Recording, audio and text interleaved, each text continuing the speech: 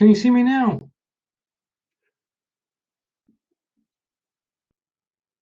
I've done the refresh and you should be seeing me live. Yes, I am here. Right, I'm inviting you as a guest. That's probably best. Okay. Okay, I don't know what happened there. I pressed the start button and you just disappeared again. Right, okay, but the refresh worked fine.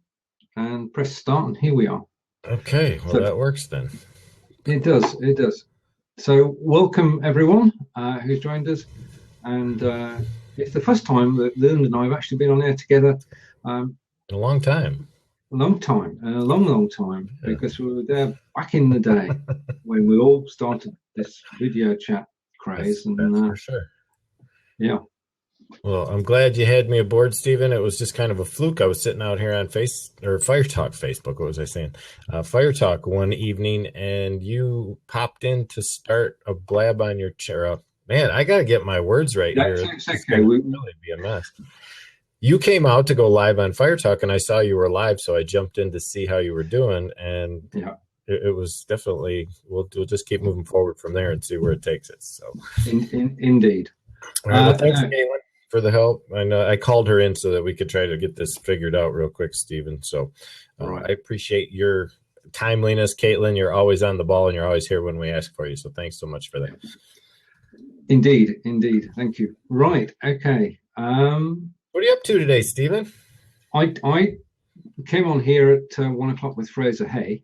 Okay. And we chatted for an hour without any problems. We got a recording, which is a very good recording from it. But we were discussing. There are only two of us because we didn't actually advertise it. Yeah. So that was good. So yeah, it's basically to find out more about the platform itself. Yeah, and that's good because I came out and did a quick broadcast earlier just to play around. I wanted to see exactly whether everything was up and running the way it needs to be. Every now and then I know that I play with settings on my software because I use vMix primarily now. And the more I play with it, the more I find myself doing things that I probably shouldn't be doing just yet. But I always have to come out and double check myself before I go live because I never know what I might have changed in the process of learning. So it's been a lot of fun, though. So you're coming through on vMix today? Yeah, I am coming through vMix. I'm running a green screen setup right now currently. I don't have my lower thirds established here because of the fact that it doesn't quite fit on the split screen here that well. I could force it in there, but then that's something that you can see me do live, actually. If I want to go in here and adjust this, I'll go ahead and turn this overlay on. So you can see in this case, I don't have it fitting the screen very well. So let me move my stuff around a little bit here so I can see where I'm at. And I'm going to go ahead and just zoom this size down so you can see how quickly I can adjust this. Yeah. And just kind of slide it over where I need it to be and drop it down a little bit so that it's out of my face. And there we go. So is it backwards to you? Nope, it's perfect to me. It's disconcerting, isn't it? But no, that's perfect. Yeah, for me it's backwards, so I just have to deal with that. And I can switch background screens if I want to go tech on everybody, or go back to my beach, or show up something else like a video behind me. I can do that. I kind of like the beach though; it's comforting to be out on the beach. Or I could do this, Steve. Check this one out. I wanted you to see this. Go ahead. Sorry. Welcome, Tommy, and thank you.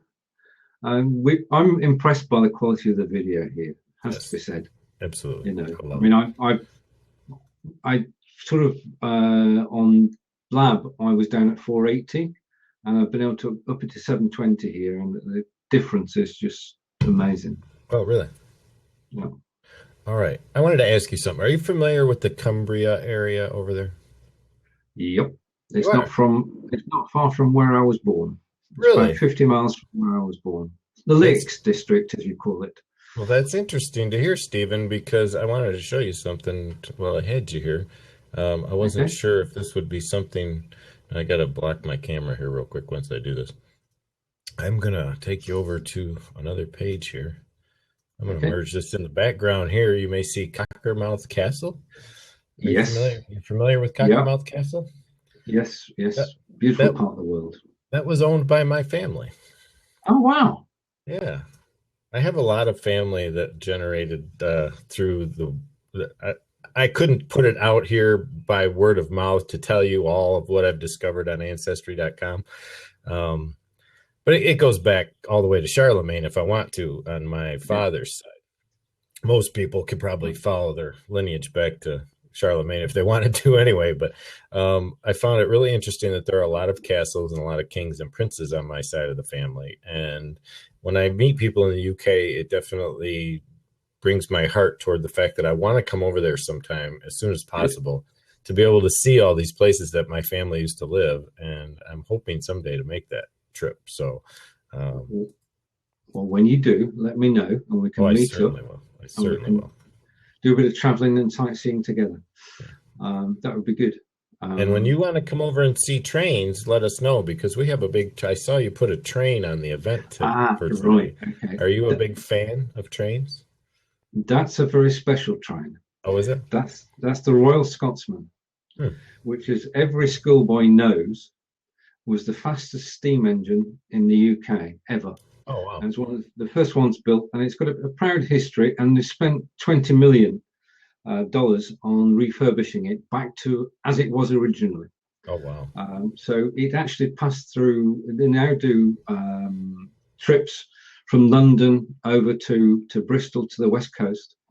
And if you're very lucky and you find out what time it's going through the station, as I did, and with Angelica, you can go and watch it. Gotcha. So yes, I'm a train spotter, as it was in the day. And the reason I asked that is because just last weekend I was down to watch a movie with my daughter, and the Steam Railroading Institute. I know I'm in the way of the image here, but the Steam Railroading Institute. There is a branch here in Owasso, which is our sister city. We have Owasso and Corunna. They're kind of borderline cities here in Michigan. And they just had a big event this weekend. Well, I don't know if it was actually the only event that's taking place, but they get the steam engines firing up over here also for several different, they have the holiday occasions like the winter train and the summer train and the Halloween trains and things like that. So I found that kind of interesting too, that if you're ever over this way, we try to schedule you to come during one of those steam train events so you can check that. Well, the engineering is just fantastic, isn't it? I mean, yes, it's amazing. Given the equipment they had then, that they were able to build such fantastic. Look at the monitor from the back, and it will be forwards. Okay, I got to think of how you said that, Tommy. Tommy's got a good sense of humor. I get it. Okay. See, I'm not good at these green screen things. This is all new to me, the green screen thing. I've just never been a chroma key fan, and since I've been using it, I've been playing around with it a lot, so I'm kind of having fun with it. But appreciate that, Tommy. Okay, back to business. So, what are you doing primarily? Let me ask you this, Stephen. Yep. What is your main goal when it comes to live streaming? What do you like to use it for? I enjoy, first of all, the camaraderie that we've put together on Blabbing for Britain. I mean, this Thursday is our 30th show, so we've been going for 30 weeks.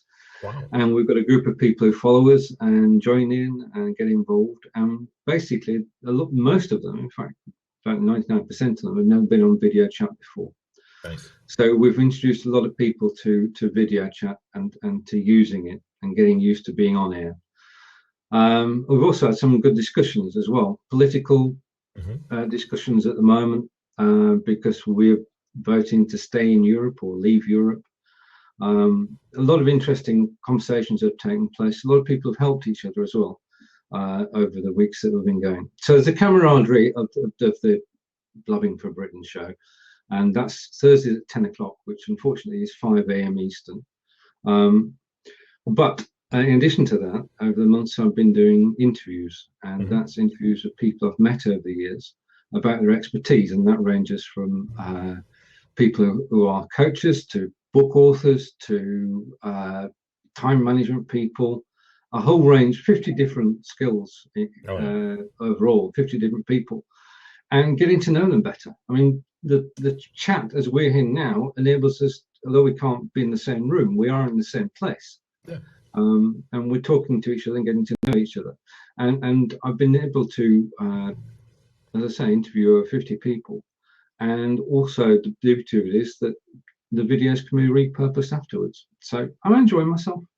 Along the way, I've learned a lot from a lot of people, from yourself and Barb, and a lot of people involved in the video. I think we're all learning from each other, really, because it's not just the tech side, it's the presentation side and everything. And as a result of that, I've just started to write a book. Oh, good for you. About my video adventures. It's a lot of work. Well, yeah, but it's something I enjoy doing. So it's business video chats, an insider's view, and I'm working with Fraser Hay, and together, because he's got marketing expertise, and I've got the technical and presentation expertise over the months, and we're enjoying doing it. So that's my plan, and I'd be interested to hear about your plans too. Well, I'm kind of taking it to another level. When I started in live streaming, well, let me put it this way: I started this kind of a hobby / possible career back in high school. I took 2 years of radio and television in high school and excelled in what we were doing at the time. We were broadcasting out to our channel there live, and then from there I acquired a producer's license at United Cable Television, which allowed me to get involved with some studio training and production, live camera work, and also recorded camera work, which took me out. But this was back in the days of beta, where beta wasn't a platform that was just starting. It was a type of film that you were putting your stuff on.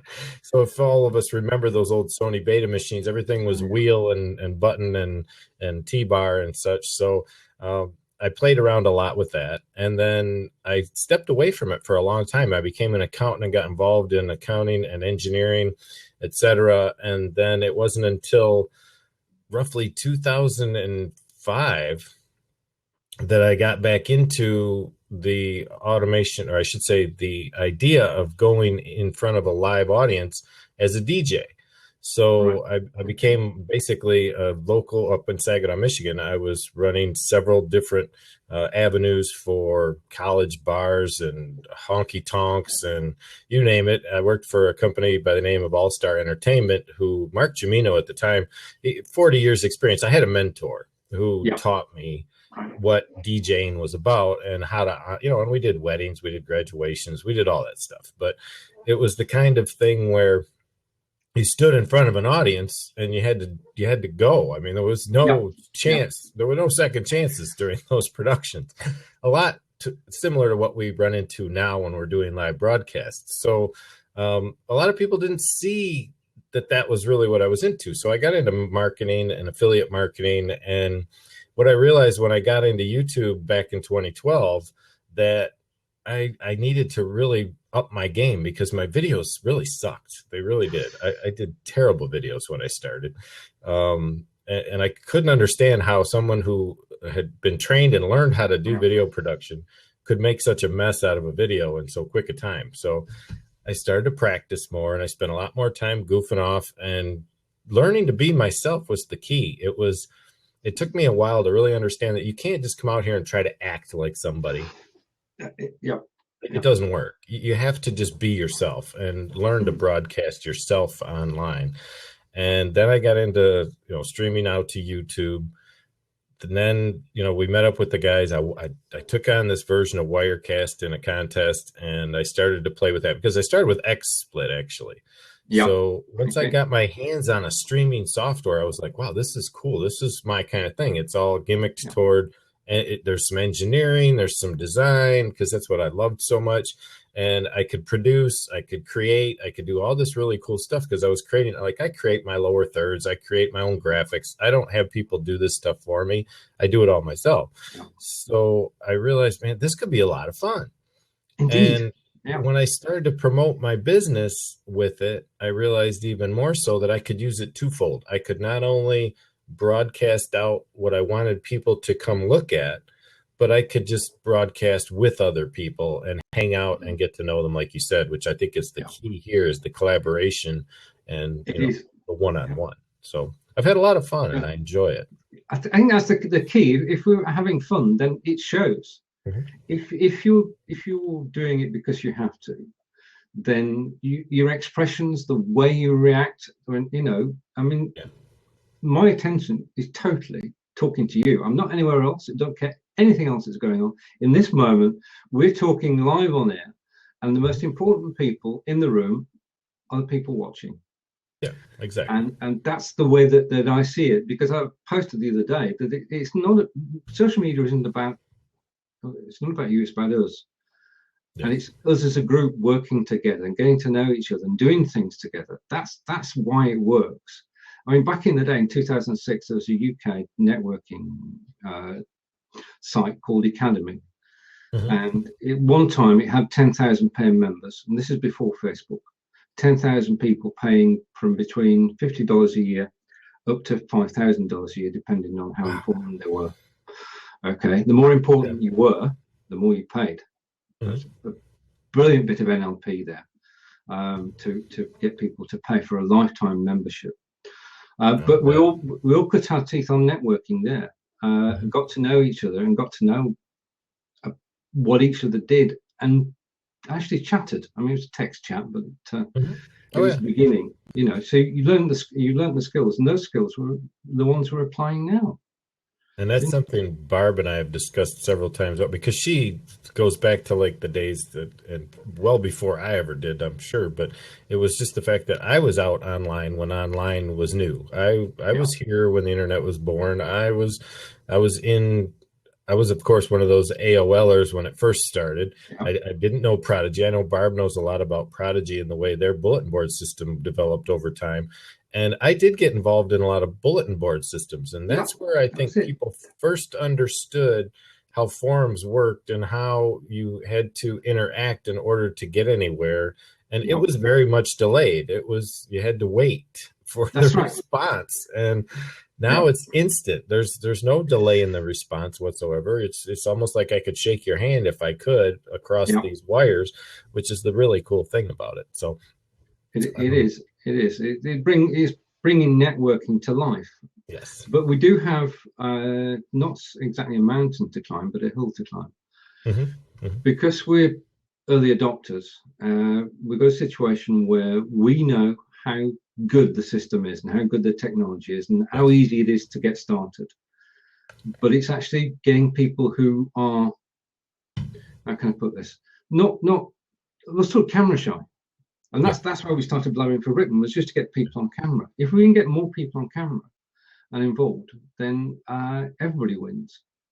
And that's part of the thing I've seen lately is there is a lot of talk about where to go to stream and what to use to stream, but not so much how to get yourself ready for camera, get yourself ready with proper audio. There's really a lot of things that are lacking because most people who have been doing it for a long time, they get comfortable with it and they think that everyone is capable of doing this or should be capable of doing this. Just give them a camera and put them in front of it. And what are you crying for or whatever, and that some people just can't do it. They get out here and they get a camera in their face and they're like, rabbits in the headlights. What do I say? I've done that. I've gotten on video to the point where I sat here after running a business. I ran a B2B detail shop for a few years outside of the fact that I just needed something different to do for a while. So when I closed up shop, I realized how far away I'd taken myself from being in front of camera. And I got that empathy back for those who haven't been on camera before, to be able to say, wow, this is just crazy to try and do this without some practice. So it all takes, that's really all it takes is more practice for everybody. And Tommy just made a good point. He's learning it a little at a time, which is the key factor here is don't try to do it all at once because you'll only overwhelm yourself because there is so much. I will constantly be learning this from day one, 15, 20, 30 years ago. All the way. And I say that in that regard because it has been a stepped process. It wasn't as though I got into radio and television and then just went gung ho for 30 years doing it. I kept stopping and starting and stopping and starting. So it was always a rehash of what I had learned before. I had to learn it all over again because things had changed and the technology was different. And, I may have learned a ton of stuff in a studio for a cable company, but it was back in the day of film. So now that everything's digital, it's a whole new ball game. I have to learn all these new processes and all these new softwares and all these new camera equipments and software equipments. I run my mixer as a virtual audio mixer now. I don't have an actual mixing board on my table anymore. I do it all through the back end. So, and that's just something and you saw that just a minute ago with my vMix software, which you can see in the background there.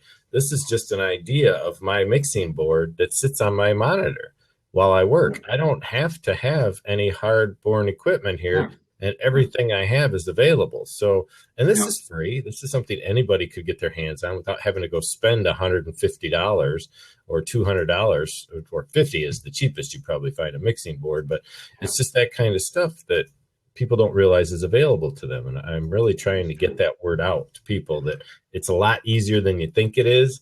And there is a lot of free technology out there that you can do this with. You just need to go out and play with it a little bit and learn how to use it. Yeah.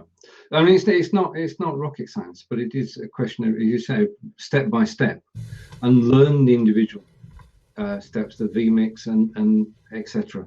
But the other thing is that the people, as I said earlier, are wary of being on camera. So that takes a certain amount of coaching, doesn't it? As you said. Yes. I mean, that's where Blab came in, because it's made it so easy, didn't it, to be on camera?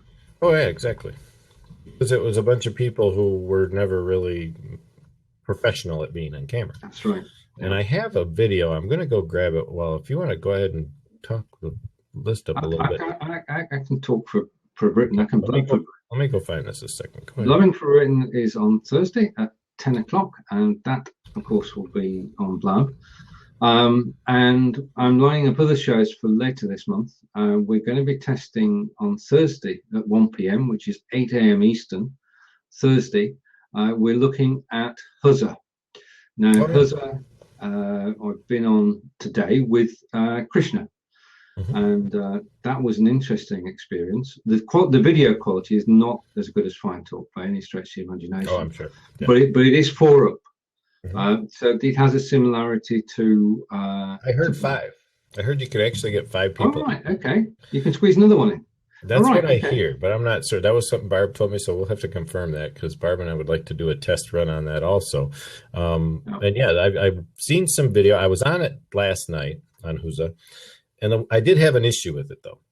Okay. And it wasn't something I didn't like about it. It was a technical issue. I got out there and I went to do a screen share after loading their Chrome app for screen sharing. And my video jumped all the way down below where you see the chat on the right side here. Yeah. My video literally jumped down into that frame and then overlapped with my screen share. And then when I went to switch back to camera, another screen popped up with my face. So I had 2 images of my face and my screen share all way down on the screen, where I had to scroll down to find it. And it was like, whoa, what happened there? So, well, if we just diversify for a moment, whilst we're on FireTalk, have you got access to the screen share as well? Oh, they have screen share now? Oh, yeah. Top left-hand corner. On FireTalk. Yeah, I'm going to go for it. Okay. I don't see that, Stephen. Give me a second. Really? You finally put screen share on here? Maybe you as the creator have it. I don't have that feature visible. I'll be darned. Wow. How cool is this? Stephen, you just showed me something I didn't even know existed on FireTalk. Right. Okay. Yeah. If you're in here as a host, then you can share your desktop. Awesome. And basically, I mean, that's brilliant. I mean, we are still visible. Wow. We're still talking. Yes. And awesome. Yet, this is a beautiful implementation. You talked about one which has got problems, but the one here on FireTalk, I've got to tell Tommy I'm using a C920. That's probably going to make his day. Oh, there you go. Right. He's using his camera mic. That's a nice mic because it's in stereo. Yeah. Yeah. Oh, that was cool. Now, is that only an event, do you know, Stephen, or is that also when you just go live? Because I didn't see that button. I went live today here on Facebook. Oh, and just to let you know, I was in conversations with Caitlin for the hour before this show today, and Yeah. I went live just for a brief moment, and literally because the recorded portion was only 15 seconds of a 20-minute broadcast. Okay. So there is a glitch that they've encountered recently. We're not sure what it is yet, but there have been issues in just the live stream where you go off of your dedicated URL. At least that's what I hear, that you start the broadcast and sometimes the people get booted out of the recording, but the show goes on. It's still, Okay. but I don't think anyone can get to it. I think you're just kind of locked in your own little private live mode, because I didn't see any other viewers show up. But when I went to the back end to check the recording, I play it, and it was 15 seconds worth of my intro before I switched my virtual camera on, because sometimes I come in like this. You'll see me come in, and it's, well, if I turn my camera off, you're going to lose me completely. But it would basically go to the color bars.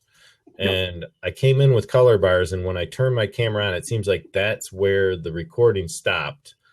But the show went on. It shows it as a 19-minute recording on my dashboard, but when I do the playback, I only get that first 15 seconds. So working on that in the back end there. Tommy, I'm going to take what you said under advisement and double check my settings, because I should be coming through the C920. So it actually sounds okay. Right. It sounds pretty good here. One thing you can do when you do get into virtual mixers is you can mess around with some of the tonal quality of the audio that's coming through, and that does help a little bit. Now with me, I'm actually running a condenser mic. My mic is it's a Marshall MXL USB mic, so it's a little more studio driven. If you saw what I use over it for a filter, you'd laugh, but I have a pop filter. I don't, but my partner Angelica. It's a velvet bag. Yeah. Right, okay. My partner Angelica records Udemy courses, and the technical staff at Udemy are very tight on audio quality. Oh, yeah. So she's got all the mics set up. She's got the screen over the mic, and then she's got, it works. And I know what Tom is saying. He's just giving, and that is apparent in most, or inherent, I should say, of most webcam microphones, is because you are distanced, it doesn't have quite the noise filtration that's available on some of the higher end mics, because it has to be able to pick up your voice from several feet away. So it does open up that ability for it to pick up minor echoes of your voice bouncing off the monitors and the walls around you, and that's why it tends to sound like it's coming from across the room. That's the only. And one thing I'm going to be doing is I'm going to get ColecoVision, or Kalik Glover, who is in our Facebook group. No, I get it, Tommy, and that's perfect. These are the kind of things that some people love to talk about, and one in particular who will love to talk about this is Kalik Glover. He's in our Facebook group, and if you don't know him, he's a Grammy-winning sound engineer who worked on We Are the World with Michael Jackson, and he has worked with the former artist, or artist formerly known as Prince. His wife, Raven, the talk show Maven, is also in our Facebook group now. Right. And she does broadcast out on Blab herself. If you haven't seen her shows, go check her out. She's hilarious. She's just a ball of fire that gets going at full tilt, kind of like Zeph Zan does when she's out there doing her broadcasts. But they're both a couple of fantastic people to get to know. Kalik is a very smart individual and runs a mentoring program also. If you wanted to just look him up if you just Google ColecoVision, which is KHALIQ. This is how he spells it. And it's obviously a play on words. This is how he broadcasts this. This is his persona brand, you might say. But it is Kalik Glover is his true name. And you can find his website out there under ColecoVision, where he offers I think it's $500 to $900 worth of sound engineering mentoring, which is all about sound production and things like that. So that's for the people who really want to get involved with that kind of stuff. Yeah, but as you said earlier, it's one bit at a time. And when I started doing blabs, I was on the PC's microphone and camera. I thought it was okay, but then I saw other people, and I was in a blab, and somebody said, "It's rubbish." So that's when I got the C920. And as Tommy's just said today, the quality is not totally there because we're on such a prestigious platform. I'll take a look at it again. But it's one of those things where you build up, isn't it? Oh, absolutely. You can't do anything but take your time, because if you try to go one step too fast, you're just going to look like you're pushing the limits, and it's Yeah. going to show on your work. I don't see any reason why people would want to do that. I did want to mention to everybody that's here, if you do show up later and see it in the chat feed over there, there is a link to videocreators.com. A good friend, well, I shouldn't say a good friend, a good quality personality. He's a gentleman that I've interviewed on Blab myself in the past. Tim Schmoyer is one that is the creator of this particular program, and you should be able to see him over my shoulder. Tim is this gentleman here in the bait. See, I'm terrible with these green screens. He's this guy right here. This is a video that he's produced on how to feel comfortable and confident on camera. So I highly recommend you go take a look at that if this is something that you're struggling with, if you're trying to get more. Sometimes we just have to relax, try not to drink so much coffee when you come on for the first time. That can be a big plus. Yeah. So we'll take a look at that video. All right. Yeah, I mean, there's so many people out there willing to help, aren't there? And there's so much information out there. Now, you say you've done 30 shows, Stephen. I just have to ask, are you going to continue broadcasting? Is it a weekly basis that you're looking to do the Blabbing with Britain show? Yeah, Blabbing for Britain's been every Thursday for the last 30 weeks, and we're looking to continue with that until you can't blab anymore. Right? Blab closes down, because it's just a format that we love. Yes. And we are looking for alternatives. I mean, we're looking, as I just said a moment ago, at Huzza, and there are several others as well, where you've got minimum of 4 up on the screen. And it's not, the quality is not the problem there. It's just getting enough people on the screen to have a chat. Oh, for sure. As far as interviews are concerned, then I'm as busy writing this month, but next month in July, I will switch my one-to-one interviews over here. Yeah, don't blame me. So that's up to 10 interviews a month. I should be ringing to FireTalk, and it's the way that, because it's as somebody who is introducing people to video, you want it to be easy for them to use. FireTalk is. You want them to be able to get on air and feel comfortable. FireTalk does that.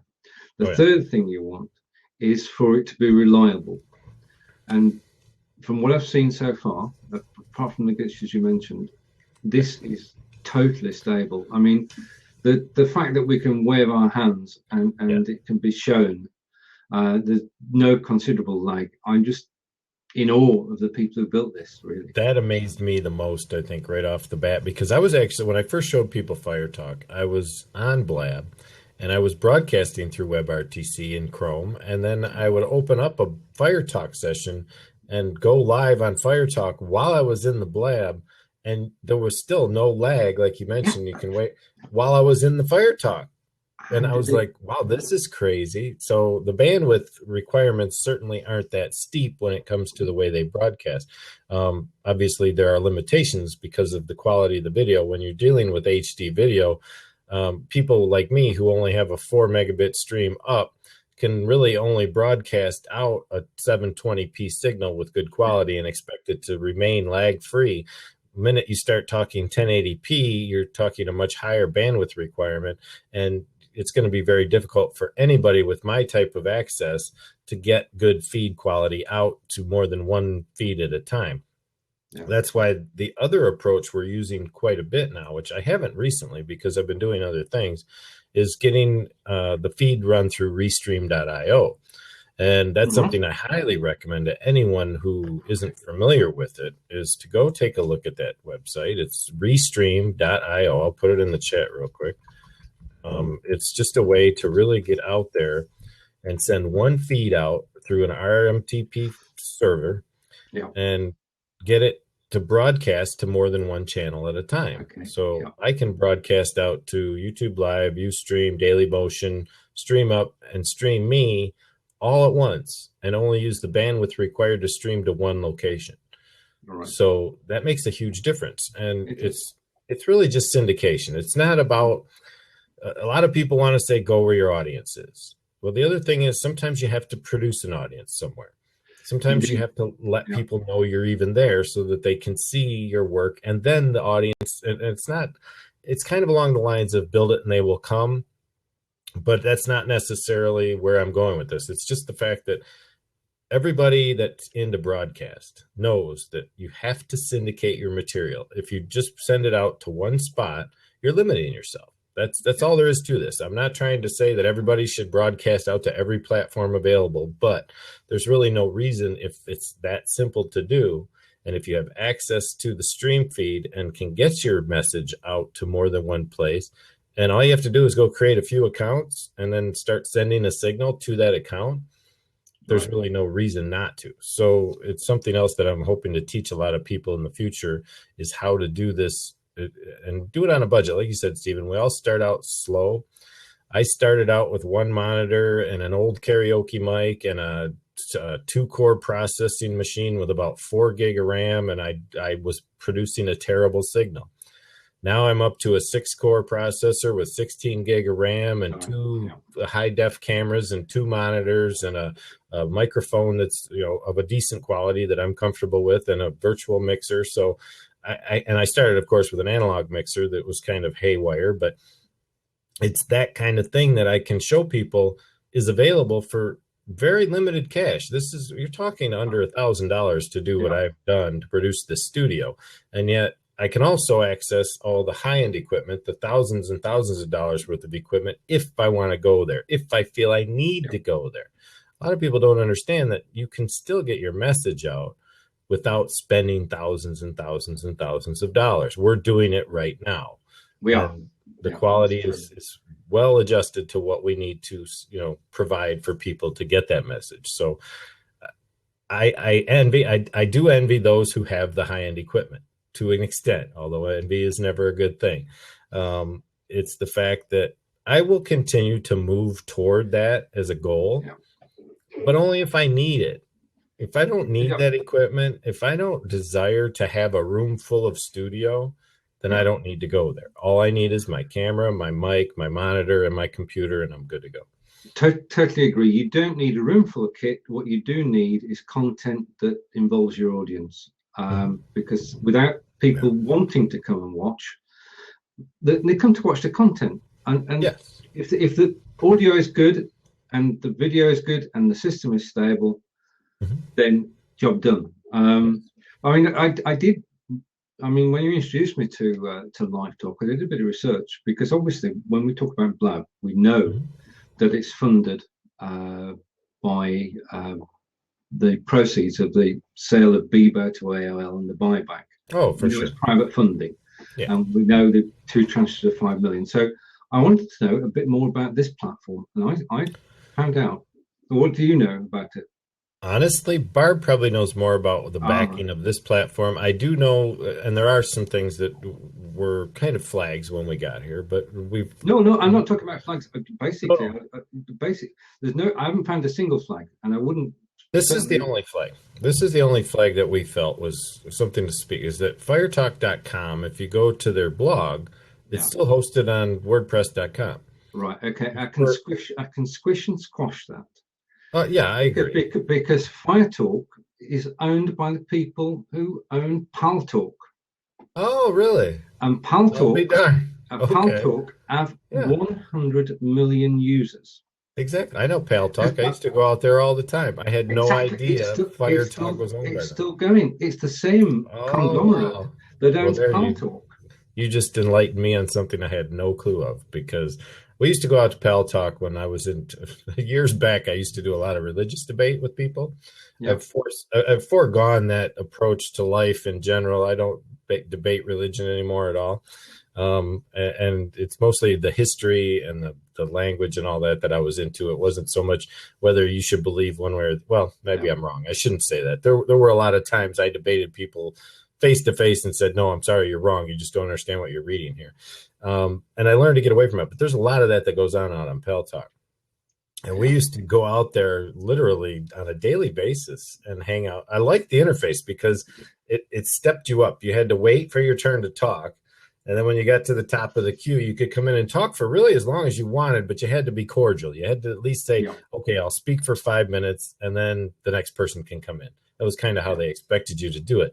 So to know that those are the people behind this is kind of cool. I wouldn't have had an idea.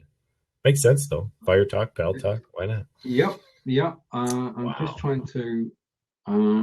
If you have a link to that confident right.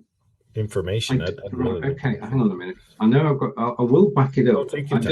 I do have a link, but I'll post it in the group. Yeah. Okay. Yeah, that sounds great. I'm sure. I'll post it in the group because the awesome. CEO looks like an interesting gentleman. He's been involved with several successful operations, but even he is part of the conglomerate that owns PalTalk. So when it comes to backing, and knowledge of the technology, I don't think you want to second guess these guys. No. Now, is that Rush you're speaking of, Rush Doshi? Or is it someone else? Oh, okay. Yeah, that's it. Yeah. And Rush was kind enough to send me an email after my first broadcast thanking me to come out here and work. And I am constantly in email with Caitlin, to be honest. Her and I have developed a almost daily friendship where I am constantly pointing out the little things that matter most or that don't work when they should be. And I'm talking the minor things. Like the other day we had issues with sharing an event. And my event for June 15th, which is coming up here on FireTalk, I'm going to be doing a 90-minute workshop for those who want to come by. And I'm going to be charging $10 for that workshop for people to come out here and learn how to set up a Windows machine, how to get their video and their audio plugged in, how to get the vMix loaded on their system and get a free trial of that for 60 days, and also run the Voicemeeter mixer software so that they can understand how that works. And he came out after that first one and said, thanks so much for coming out here. And Caitlin was all about, if you ever need anything, just get a hold of me. She answers my emails usually within an hour at the most. And it's just been amazing how responsive they've been to fix things immediately. Yeah. A lot like we talked about with Blab when that team was all in. When it was Brittany and Anna. And that's true. Great folks. I mean, Tommy's right, and this is one area where we do all have a problem, and that's discoverability. Because we put these shows on, and we get people coming in to watch, but there could be a lot more people, and it's a question of reaching out. I mean, at one stage there was the talk of a Blab show directory, but that disappeared, didn't it? There's certainly room for a show directory that we could point people to. Well, I did see, and it depends really on how you log in, Stephen. I'm not sure. I know sometimes it's difficult to get to where you want to see this page. I was kind of surprised the other day when I came on FireTalk and saw this over my shoulder. All right. Yep. Yeah, that's good. Okay. That was like, I was like, wow. The picture bottom right there. Yeah, I'm featured. Yeah, and the lady. Yeah. I know these guys. I know these girls. Oh, geez, I'm terrible at this. I need to learn how to be a weatherman. I know these ladies too. These ladies are really good at what they do. Also, the biz chicks are from Blab themselves. The thing I thought was really cool about, and there's Raven, the talk show maven, Kalik Glover's wife, right here over my shoulder. Okay. This is something that they set up as featured channels, and Amel is another one who's in our group. So we have like 5 people who are in our Facebook group that are being featured on the front page of FireTalk right now. That's absolutely brilliant. Yes, and there's also another feed that anyone that's sitting in a room, not during an event, but during a regular live show, you do have a banner, a scrolling banner, like a marquee of all the individuals that are broadcasting that does promote at least channels that are featured in that regard also. So it's, they do need to work on it. And I think some of it would really help if people knew what FireTalk was. What they really need to do is get the word out of what it is. Right. Yeah. That's what's lacking. Yeah. Yeah. I mean, I'm quite happy to, we're all happy to promote. Oh, yeah.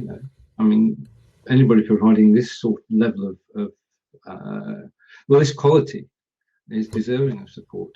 Yes, I agree with you, Stephen, in that regard. If you have a platform that is delivering what it says it can deliver, And obviously, we're still looking forward to how well this, pay-per-view and membership channel thing works out for those of us broadcasters that want to use it as a way to monetize their systems. We'll just have to see moving forward whether that's really going to be a liable modality. If it works, it works. If it doesn't, then they're obviously going to have to find other means of producing an income for themselves off of this, because none of this stuff comes free. This is built on the same TalkBox platform that Blab is built on. So, and I was kind of curious about that. When I first got here, I wasn't sure. And when I talked to Caitlin about it, she confirmed for me. So when you think about it, the feature ability that they could build into this platform is very similar to what they've already done on Blab. There's no reason if FireTalk decided in the future they wanted to go to 4 screens, they could with no problem. All they'd have to really do is flip a few switches. If they found that this 2-seat thing wasn't enough for the people who want to broadcast here, they could change it. But I don't think that's their model. They want to stick with this format. Yeah. You'll see a lot of the Hollywood broadcasters like TMZ and stuff use this channel quite a bit. They do interviews online with the FireTalk logos in the background on their screens. So there's a lot of big players out here. This isn't just people like you and me who are doing this for business or for pleasure. Yeah. There's some true Hollywood players out here doing stuff on FireTalk. So looking forward to where it's going next. That's my big thing. I totally agree. And it's a pleasure to be on the same journey. I mean, it's just, there's something new every day. And it's just so powerful. And yet all we have to do is turn up. And we all know sooner or later, Facebook and YouTube are going to go battle it out with Amazon in one way or another over who's going to be in control of the live streaming, avenue. So all we got to do is wait it out. And Go Live With is another one that's coming out in the summer. I've been in conversations with Mike Scarezzi, or Scarens. I can never pronounce his name right. Sharensky, thank you. I know it's closer to that than what I've been saying for the last few months. I've been in email conversations with him and on the phone with him a couple of times also. Mike's a great guy. He is very adamant about making sure his platform does not go live until it's completely stable. Yeah. So that's where he's at. But his is going to be something that can be very much branded and shared. And I think there is going to be a ton of discoverability on that platform that we're looking forward to. He said summer. That should be, he said for sure summer, but as to what that means, it's already that close to summer now here in the States. So we don't know what's going to happen next. Could be this month, could be next month, could be any time. Just a snippet here. I saw a program and I thought that's a good program. It's called Chat Tweet. And basically, you can chat about a particular tweet online, and you create a group of people. So I went on there and I was talking about the cricket when we were playing cricket and winning, and Mike joined in, and I thought, wow, I'd love to interview him on Blab. Okay. Oh yeah, for sure. But I knew nothing about Go Live With.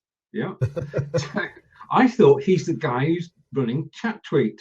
Oh, he does have another phone app too. I forget what it's called. If you check him out on Twitter, he's got some other pay to phone or phone pay something. There's like a simple you only pay for what you use type phone system. I'm not sure exactly what it is, whether it's VoIP or how they've got it set up. But yeah, he's involved in a few different things.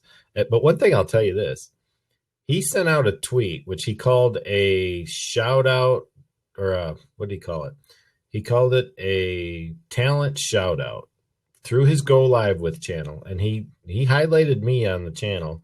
And that one post was retweeted 50 times within the first day and a half that it went out. Yeah. And I thought to myself, wow, okay, so at least whatever following he's generated on Go Live With, when he sends a tweet and mentions someone and tells them to retweet it, he gets a lot of retweets. I was like, holy crap. I'd never gotten that kind of response on a Blab tweet. I've never gotten that kind of response from a FireTalk tweet. But one tweet from Mike out of Go Live With, which didn't have his name on it at all, but he called me out and said to go subscribe to my channel. I had all kinds of people, retweeting this thing. And I was like, wow, this is insane. So I don't know what was going on there. Well, I whilst we're here and talking about tweeting out, I have my own secret weapon. Oh, do you? and I'm going to put the link in here, and Okay. to a website called Empire Cred. Really? Now, Empire Cred is Canadian in origin, Okay. now Australian owned, and it's three things. It's a network, social network. It's a stock trading. It's social media metrics, and it's missions. Yeah. Now, if you join that platform, hands up at the moment, I'm one of the admins there. Okay. You can basically, if I decide that I want to be retweeted because of the reputation I built up there, if I put a tweet out, then I can get 30 or 40 retweets. Okay. And that's purely on my rep. Gotcha. And it's not a black hat site, it's a white hat site. Well, that's good. Because people don't have to retweet. They only do retweet when you actually know them well. Yeah, for sure. And I've been involved. This is going to sound crazy, but it's a game, and I've been playing for the last 5 years. It is. Well, that's interesting. Yeah, that's how I have so many friends over in USA and Canada and Australia and around the globe, really. That's awesome. Yeah, but the whole thing, the whole thing fascinates me. Social media. That's part of the thing with me is I have to tell you, I stepped away from Facebook in a big way until Facebook Live came out. And because I see the engagement now, even on my pages. Now, this is something people won't admit, but because they do feel pages are gone away, that they're useless and such anymore. But since they offered live streaming, I've seen a lot of engagement and at least a lot of discoverability through my Facebook feed on my pages because I have one for Leland Best Live and I have one for BCB Live.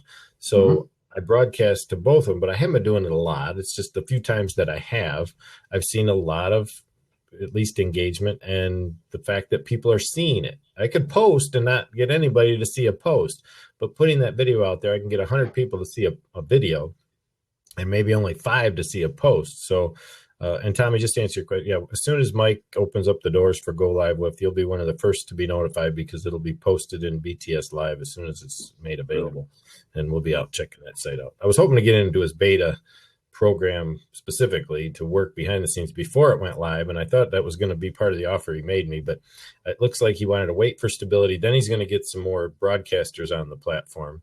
And I think that's the platform that went to try to grab Joel, or it could have been this one. It might have been Rush that went after Joel Comm to try to get him to come over here from Blab. We'll just have to see. And I'm sure Joel will be out here broadcasting. I'm sure a lot of the big players will be over here on FireTalk and Go Live With and YouTube Connect when that one goes live. So we're just looking forward to it. Exciting times. Yes, and it's time to get trained up. It's time to plan, and it's time to write a book about it all. Yeah, my wife's in the process herself of writing a book. She wrote one years and years ago, and was going to be on Sally Jesse Raphael as a invite to the show to talk about her book, but she wasn't quite finished with it, and she decided to back off on that book and actually burned the copy that she started. And she's now in the process, I think, of developing another book that's going to have the ending she always wanted. So I'm looking forward to where she takes that in years ago. I know how difficult that's going to be, though, Stephen. So are you going to self-publish that through? It's going to go through. I mean, my co-author has published about 20 books on Amazon. So come through Amazon? Yeah. So that's the route we'll be taking. Gotcha. Okay. Yeah. Well, good luck with that.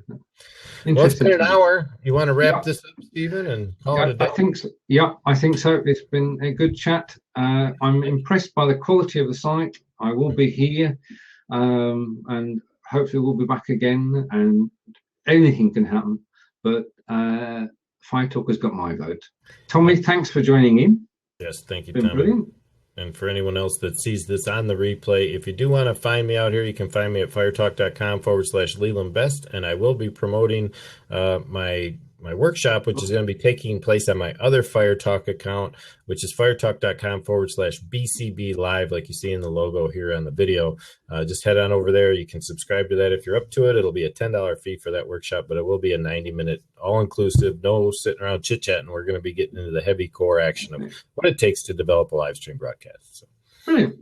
right, if you want to post a link in, Leland. Oh, I probably could if I wanted to go find it. Let me see. Real quick. Sorry, I wasn't ready for that one. I wasn't. No, I can get that real quick. Yeah, the time just flies because there's so much to talk about and to cover, and there's so much to learn. Sorry, I had a tab going there. I apologize. Are you okay? Okay, I got to get over to. Oh, you know what? I can't do that very well. That's a little difficult to do because I'm in my other channel right now. It's going to be very difficult for me to get the link. You can find it out there if you just catch me at Leland Best, like is shown in the lower third here. I'll be posting promotions on Twitter and Facebook at my at Leland Best live channel also. So no worries there. But thanks anyway. And if you want to find me, well, this has happened by accident over the last 9 months. If you just type in Stephen Blab into Google, you'll find me. And just good for you, Stephen. Good for you. All that SEO work paid off, didn't it? It did. It did. On all the videos and all the blog posts, it's really paid off. Now, my next step, of course, is to get Stephen FireTalk working. It's been a pleasure, Leland. Always good to chat. Thanks, Stephen. Take care. Catch you later, Tommy. Cheers then. Bye. Bye-bye.